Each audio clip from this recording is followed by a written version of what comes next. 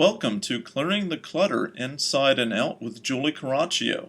Every Tuesday at 1 p.m., hear easy to implement tips on decluttering all areas of your life: physical, mental, emotional, spiritual, and energetic.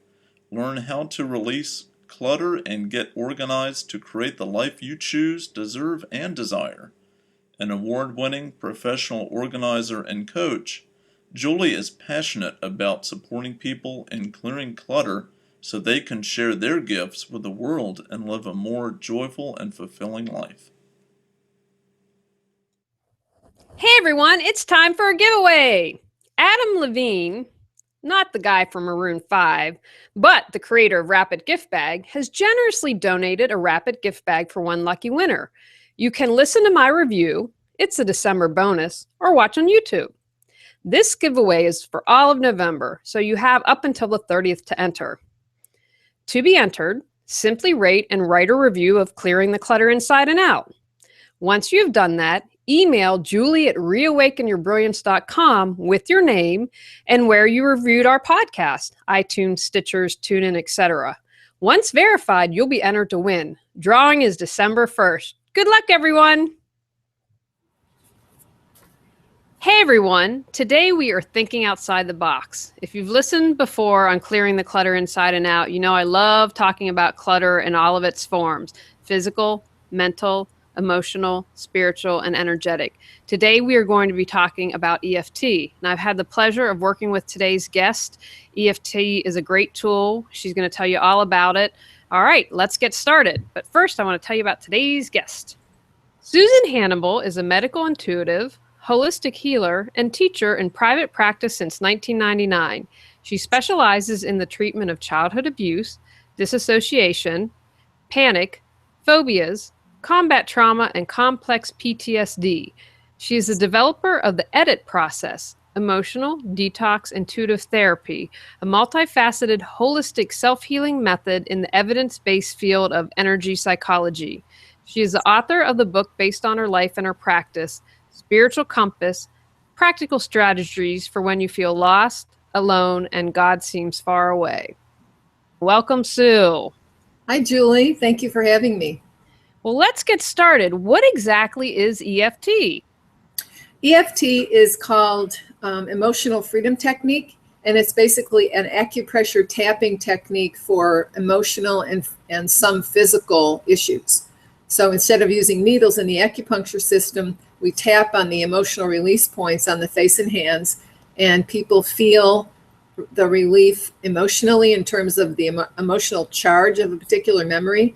And sometimes they can get a relief from physical pain that is what we call somaticized, which means it's connected to an emotion. Excellent. Now, are there any side effects to EFT? There are no known side effects to EFT. It's a self-healing, holistic method that is based, like I said, on acupuncture. It's been around for years and years. It's been in wide use in the United States and worldwide, probably for the last 30 years or so, and even in disaster zones where people don't even speak English.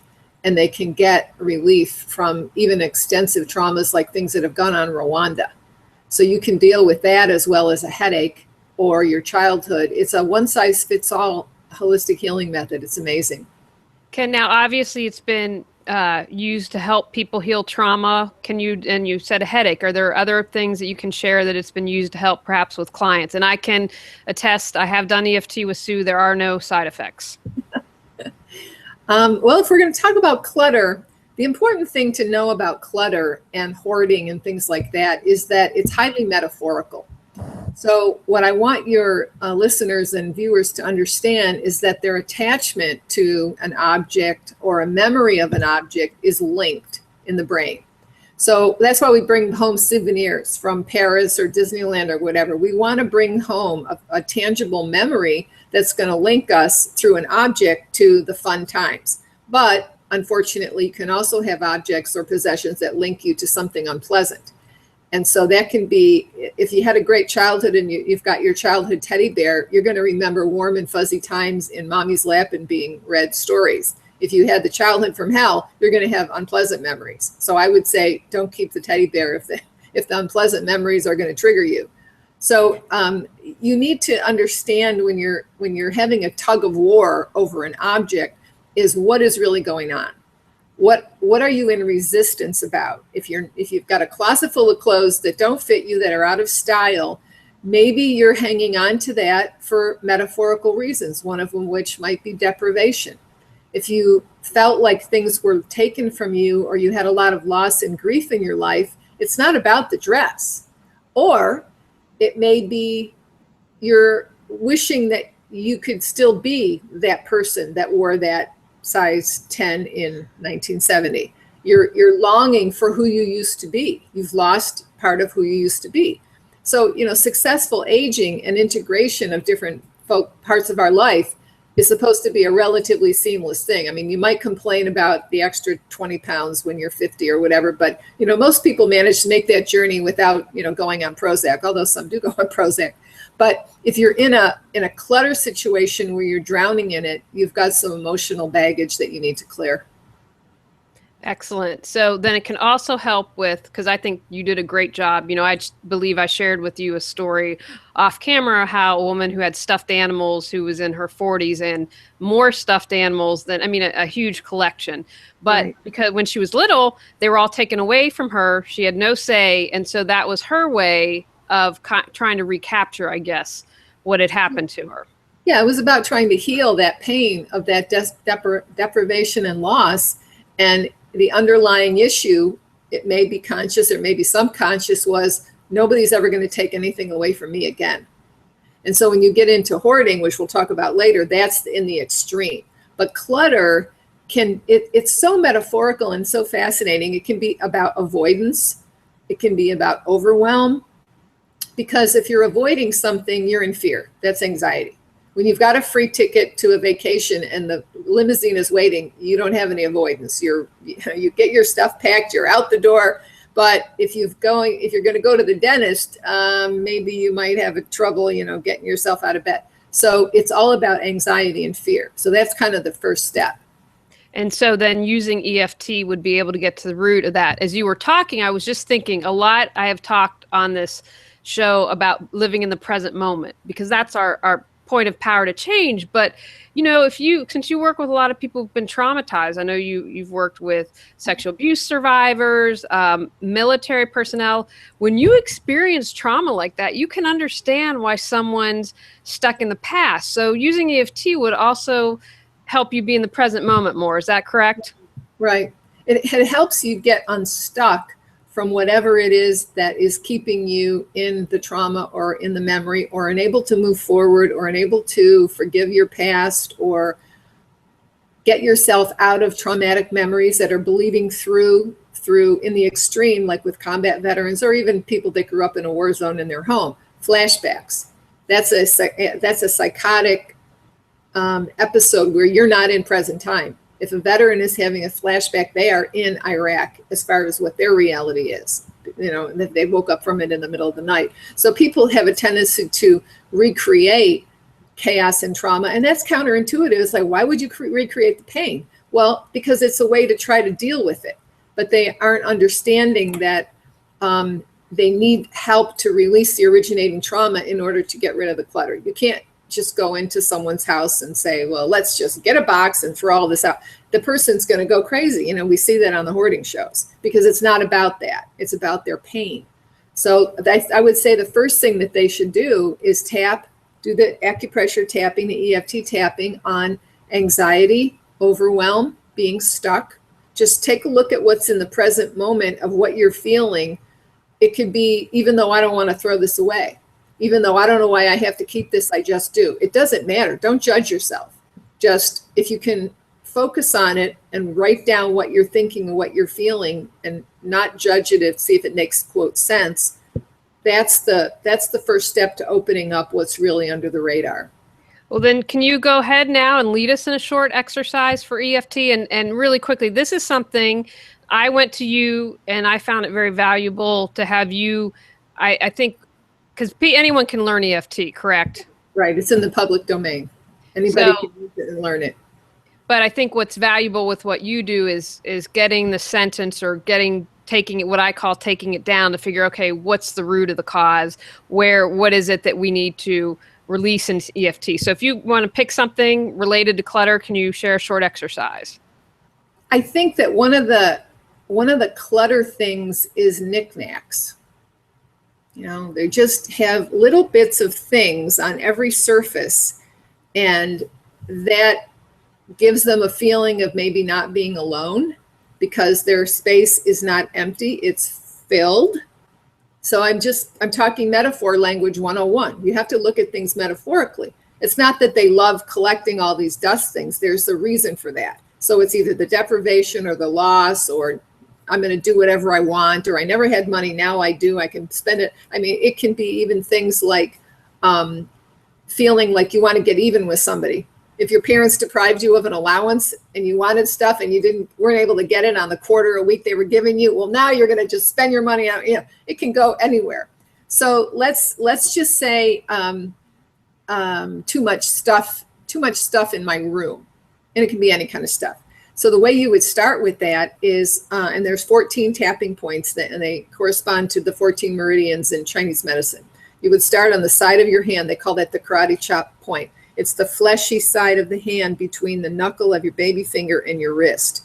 And so you just take 3 or 4 other fingers and you tap like that. So that's kind of on the karate chop point.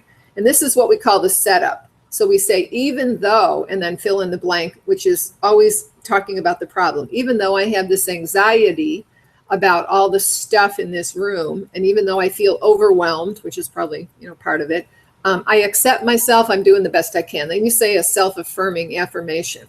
And then if you still feel like there's more even those, you can stay on that, or you can just go directly to releasing the anxiety and overwhelm that we just did in our setup. So the first tapping point would be on the eyebrow, right where the hair starts. Most people end up somewhere on their forehead or in between their eyebrows, but it's right on the edge of your eyebrow. So you take a couple fingers and just tap there moderately hard so that you can feel the stimulation 5 or 6 times. This anxiety and overwhelm, I don't know why I can't get rid of the stuff in this room. It's just too much. And then you tap outside the eye, between the edge of your eye socket and your hairline, outside the eye, this overwhelm and anxiety. And then you can just, there's really not a script. You can just say what you feel. And sometimes if I'm with a client, I chime in stuff and they chime in stuff and we just chug along. Underneath the eye, under the pupil, that's a point for anxiety. And it comes to, it's connected to the stomach meridian. Anxiety, I don't want to get rid of this. What if I get rid of this and I never can have any more? Underneath the nose, I don't want to be deprived. I need to keep this stuff, but my husband's nagging me to get rid of it and I don't know what to do. I just feel stuck. Underneath the lip, between the bottom of your lip and your chin, this anxiety and overwhelm, I just feel stuck. I just can't do it. I can't do it. Maybe I need to hang on. Collarbone. So, and then you can still talk about the problem, or you can use an affirmation. Even though I still have this anxiety and overwhelm, I'm doing the best I can. I'll figure this out. Then you go to underneath the arm, about 4 inches down on your side seam. This remaining anxiety, this overwhelm, this feeling that I'm stuck. In the long version of EFT, you also use the fingers, but we're not going to do that today. We're just going to go to the top of the head. All the acupressure points and meridians go on the top of the head. So you just kind of tap the top of your head in a circle and still keeping your focus on the problems. This anxiety and frustration with myself that I can't solve this problem. All I got to do is get rid of this, and I just can't. I just can't do it. But I'm doing the best I can. And so you kind of rock and roll around the present moment or the situation, and you should start to feel a little bit of calming, a little bit of centering, and other thoughts or other layers might come up that might take you to a memory of childhood or some other type of loss. It's not going to probably be about the figurine. It's going to be in the metaphor zone. And it's very interesting how that unwinds. That's absolutely fascinating. I want to let people know that all of the episodes of Clearing the Clutter Inside and Out are video on YouTube and obviously podcasts, which you can find a bunch of places. There are also, Sue and I believe, did 2 other interviews. We did a full hour on EFT. It wasn't just focused on clutter. So if you're interested in seeing that, you can, as well as we did one on healing trauma. So it probably came in that, but those are other resources in addition to this episode that you might want to check out. Now, can you share? People that are having clutter that realize that they have trauma, they should watch the trauma thing that we did, because that will tune them in to exactly what is under the radar, so they won't have to struggle with it, or they can call someone that is experienced in EFT and trauma and help that. They can guide them through that, because you can get into some pretty deep territory if you're doing it by yourself, and it can be very emotional and painful. So it's good to have some support. If you know you had a real difficult time in childhood, maybe don't do it yourself. Get some help. Yeah, I would agree with that. It was invaluable to have, because you sometimes can't see your own stuff, and having someone who's not attached to it on the outside looking in saying, hey, let's check this out. Soothe your soul with our customized aromatherapy blends designed to support you in clearing clutter. Our unique blends include space clearing, Zen mind, serenity, awareness, natural awakening, loving kindness, gratitude, forgiveness, blissful balance, and present time. Which will become your favorite? Learn more at reawakenyourbrilliance.com. Can you share with us a success story? Now, we're talking about hoarding in a moment, but just for someone that you help with what I'd call kind of regular old clutter. They aren't a hoarder. They're just maybe overwhelmed. Do you have a short story that you can share? Mm-hmm. Actually, it was a friend of mine, and she had an emotionally depriving childhood. There was enough things and there was enough food and all of that, but there wasn't enough love and stability. And so it transferred itself into a lot of clutter and a lot of getting rid of stuff and buying new stuff that she didn't need. So there was this pattern, and I said, why are you doing this? You're spending thousands of dollars. The stuff you have is perfectly good. No, I need new stuff. So it was a feeling of rejection that she was trying to work out subconsciously. So she felt rejected in childhood and unloved and neglected. And so she was transferring that onto her clutter and her possessions by rejecting and abandoning, I guess you could say, her perfectly good stuff and getting new over and over. And so I pointed that out to her. I said, this isn't about that you need new furniture or new, stuff. This is the past bubbling up into your present. And when she realized that, we did a little bit of work and she stopped doing that. But she didn't know why. That's the anxiety. It comes up and bubbles up inside you like a deep well, and all of a sudden you're in it. And it may not make any sense to your partner or your friends, and it may not make sense to you, like you were saying. It's kind of like a tapestry in front of your face, and then you pull it away and you go, oh, there's the picture. I thought this was a twig, but no, it's two birds. So the metaphor language is medical intuition in manual mode, and that's how I teach it. Is to read the energetic signature, read the mood or the feeling, or the connected dots between things that seem to be disconnected. There's going to be an emotional pattern there, and once you see that, it's like a big key. It unlocks a lot of stuff. No, I just so appreciate this, because a lot of times people talk about physical clutter. That's only where they concentrate. And a couple of people started talking about mental, but I was like, when I'm going to do in the show, I'm bringing in emotional, spiritual, and just have started to bring in energetic. I thought, I'm going to go for it. Going to talk about the woo-woo, and hopefully it has a positive response. But that's why when I talk, dig deeper, because when you figure that out, then it's all good. You've solved it. You can move forward. One of the questions that your listeners can ask themselves to try to get to the finish line here is, what or who does this remind me of? That is a very, very interesting question, because when someone's caught in a pattern, events or memories or behaviors are running amok and you're stuck in it. That's what a pattern is. They'll come into my office and they'll say, why does this keep happening to me? Okay, well, you're in a pattern. Let's figure out what's going on. What are you repeating, or what are you avoiding, and what or who does that remind you of? And they'll go, oh, it's my mother. Oh, it's my ex-husband. Oh, it's the, and then we're on to what we need to clear. So you just take it one layer below your rational radar. And when you ask that question, another question is, and these are EFT questions that were formulated by Gary Craig, the founder of EFT. He's a genius. Is what or who would you most like to have skipped in this lifetime? I grab another whole sheet of paper when I ask them that, because it's going to come out.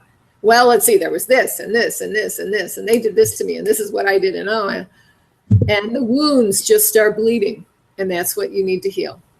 It's not about the clutter. The clutter's just, it's like an addiction. I don't treat addictions directly unless someone is a blackout drunk or putting a needle in their arm, then we have to call the doctor and put them in rehab. But I generally say to an addict, okay, so that's what you're doing. You're eating too much, you're drinking, you're smoking, you're internet porn, whatever it is. What's the pain? And they look at me like, what do you mean? I'm here to quit smoking. I know that. Tell me about the anxiety of why you need this anesthesia. Let's talk about that. And sometimes they just start crying. So you can ask themselves these questions. That's wonderful. And again, that's something you can do right now, or if you're listening in the car, go home and sit down and take an hour to reflect on this. Now, I'd love for you to, we're talking about trauma, getting deeper. Talk about working with hoarders and what you do with that, with people who are hoarding. Hoarders are extremely wounded people. They are caught in a cycle of all of these metaphors. It could be the deprivation, it could be the grief and the loss. I spent a lot of time watching the two network hoarder shows, and I would sit there with a pad and kind of metaphorically diagnose what I'm seeing on the screen, in spite of what the organizer and the psychologist are saying, because they're kind of up here. They're one dimension away from what the real problem is. And I would say to myself, they just told you what it is. And because you ask them, well, when did this start? And it's some kind of loss. When my father died, when I lost the baby, when I got a divorce, when my mother died. And instead of going into the grief, knowing that that's what's causing this, they go, oh, well, let's just see if we can get rid of this bottle cap. And then the person goes, no, I need that. And it's beyond reason, because it's not about that. It's about the pain. They just told you, but for some reason, I don't know, it wasn't explored, in the episodes, at least not what I saw. So the hoarders that I have worked with, I do a medical intuitive reading on every new client, just getting their name and age. We connect on the phone, we say a prayer, which is basically let me know whatever I need to know to help this person. And I scan them intuitively, and I write out a pretty extensive document, a page and a half, usually single spaced, and I organize it according to the chakra system, because that seems to be the best way to correlate, the emotions in the body. Then they give me a trauma timeline after I give them that document. They write their own list of what has happened. Then we each have the two documents, and we figure out what connects to what. So the hoarders that I have worked with have had issues, of course, of loss, deprivation, and also either needing to be invisible or needing to protect in the extreme. So a hoarder that is in that hoard to protect and to disappear inside there so nobody can get them is reminiscent of someone who is in morbid obesity. In our society, if you really want to be invisible, weigh 300 pounds and walk down the street. Everyone will ignore you. It's also a metaphor of maybe it wasn't safe to be small.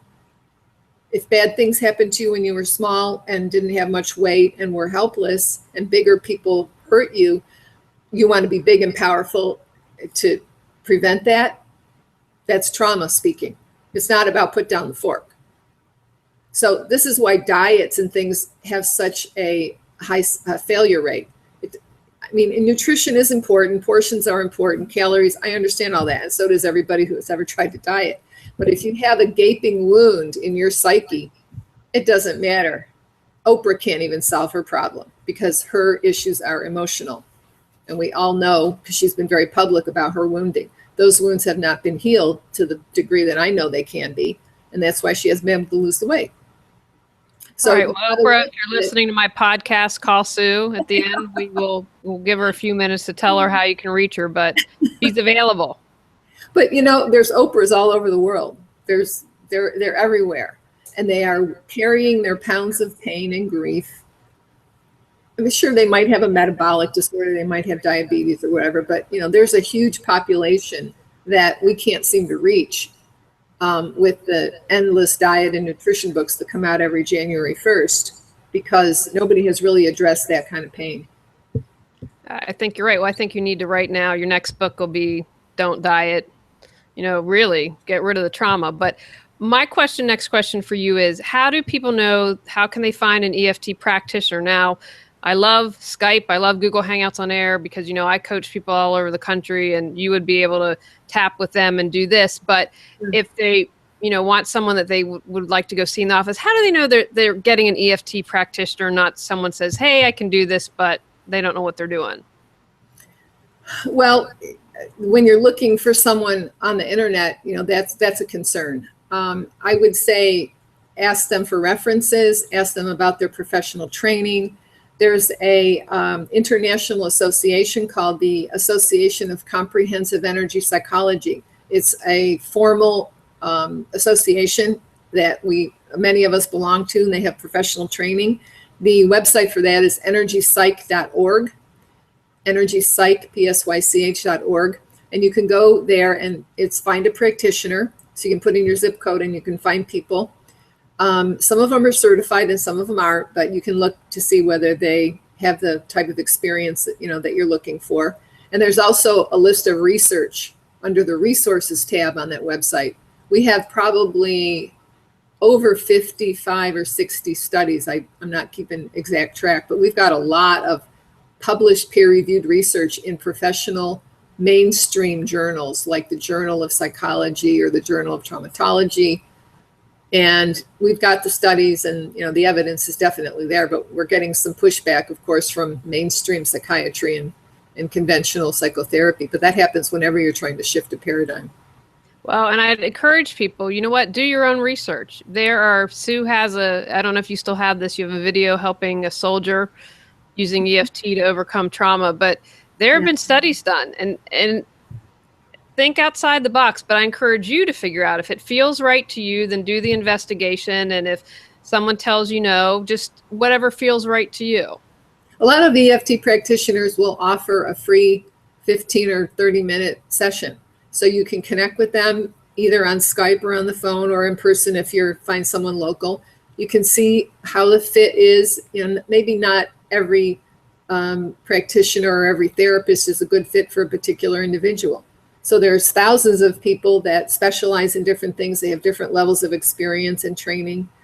I don't have a license by choice, but I have conventional training in psychology, and I have been in private practice for 16 years.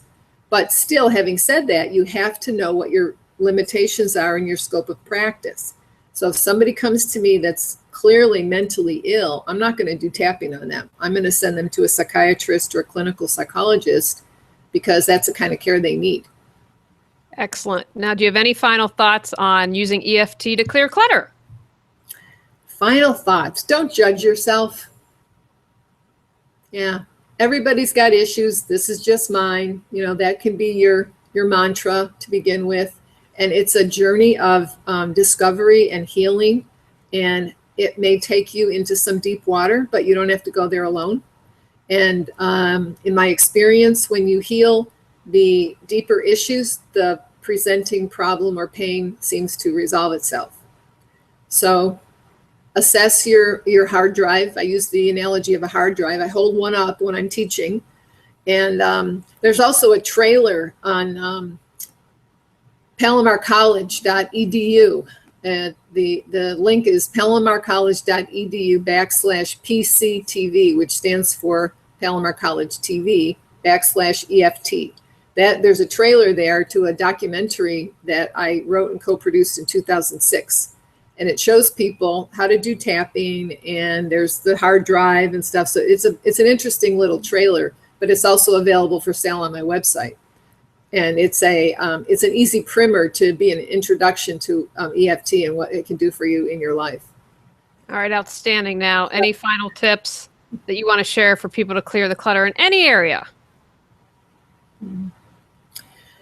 I would just say, think about what the energetic signature or what the emotional quotient is for that object.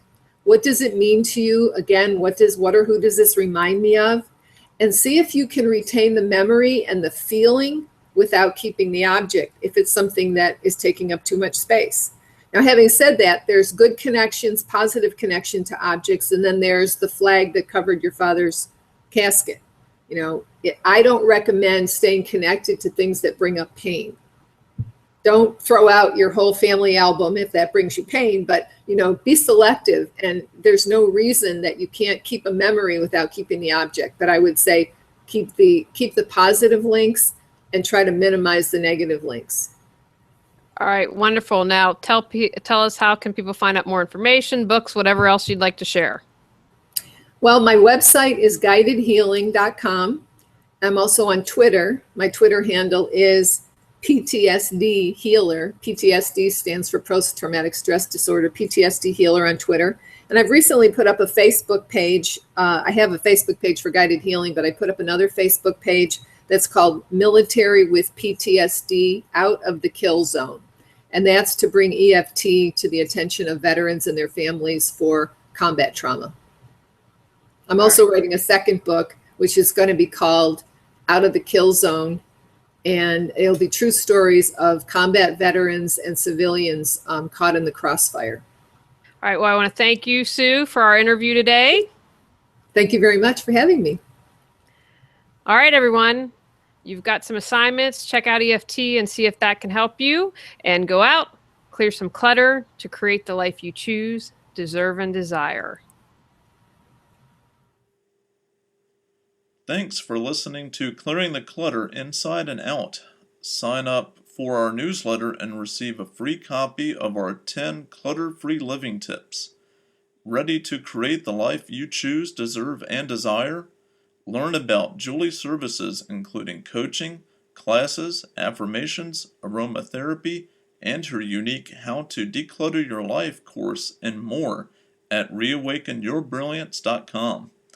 Don't forget to subscribe and join us next Tuesday at 1 p.m. Remember, the journey of 1,000 miles begins with one step.